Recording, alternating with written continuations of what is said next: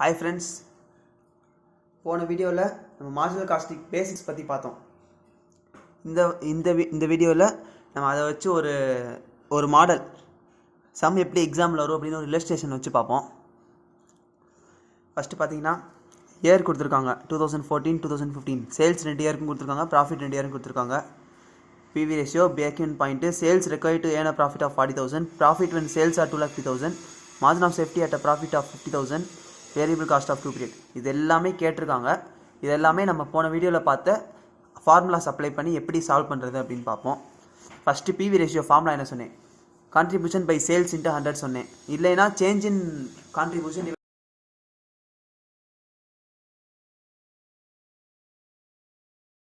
சொன்னேன். Change in profit divided by change in sales அப்படின்னு சொன்னேன்னா, இங்கே சேஞ்ச் இன் ப்ராஃபிட் எப்படி 5,000னா ஃபஸ்ட்டு 20,000 இருந்திருக்கு, 25,000 சேஞ்ச் ஆயிருக்கு, 25,000 மாறி இருக்குது. எவ்வளோ கூடி இருக்குது? 5,000 கூடி இருக்குது. ஸோ அப்போ அதுதான் சேஞ்ச். அதே மாதிரி தான் இங்கே 1,50,000 இருந்திருக்கு, 1,70,000 மாறி இருக்குது. ஸோ அந்த டிஃப்ரென்ஸ் 20,000 தான் இங்கே வந்து சேஞ்ச். இன்ட்டு 100னா PV ரேஷியோ ஃபார்முலா கிடச்சிச்சு. அடுத்து break even point. Break even பாயிண்ட்னா பிரேக் ஈவன் சேல்ஸ், அவ்வளோதான். பிரேக் ஈவன் சேல்ஸ் வந்து எதுலன்னு மென்ஷன் பண்ணலைன்னா நீங்கள் வேல்யூனே எடுத்துக்கலாம். எப்போவுமே அப்படி தான் எடுக்கணும்.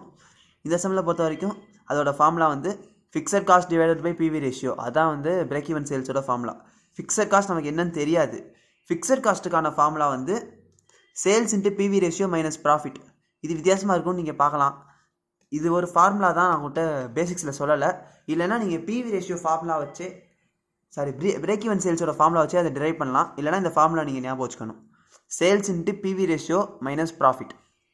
இங்கே சேல்ஸ் வந்து 1,50,000 இன்ட்டு PV ரேஷியோ 25% கண்டுபிடிச்சிட்டோம். மைனஸ் ப்ராஃபிட் வந்து 20,000. இதுதான் வந்து இங்கே ஃபிக்ஸட் காஸ்ட்டு. இப்போ அடுத்து break even sales formula fixed cost divided by PV ratio. அடுத்து sales required to earn a profit of 40,000.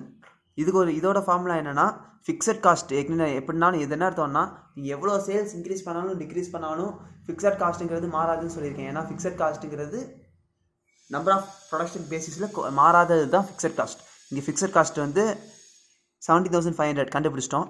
Plus desired profit வந்து 40,000 கொடுத்துட்டாங்க. டிவைடட் பை PV ரேஷியோ போட்டால் சேல்ஸ் ரெக்வயர்டு வந்துடும். அடுத்து ப்ராஃபிட் அட் சேல்ஸ் அப்படியே ரிவர்ஸில் போடணும். Sales into PV ratio minus fixed cost. சேல்ஸுங்கிறது 2,50,000 கொடுத்துட்டாங்க. இன்ட்டு PV ரேஷியோ 25% வந்து கண்டுபிடிச்சிட்டோம். ஃபிக்ஸட் காஸ்ட்டும் 70,500 வந்து கண்டுபிடிச்சிட்டோம். இது வந்து ப்ராஃபிட் அட் சேல்ஸ் 2,50,000 வந்து 45,000.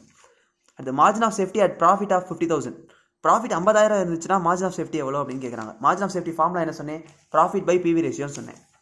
ப்ராஃபிட்டுங்கிறது 50,000 கொடுத்துட்டாங்க, PV ரேஷியோ 25%. ஸோ இது மார்ஜின் ஆஃப் சேஃப்டி. வேரியபிள் காஸ்ட்னா ஃபஸ்ட் சேல்ஸ்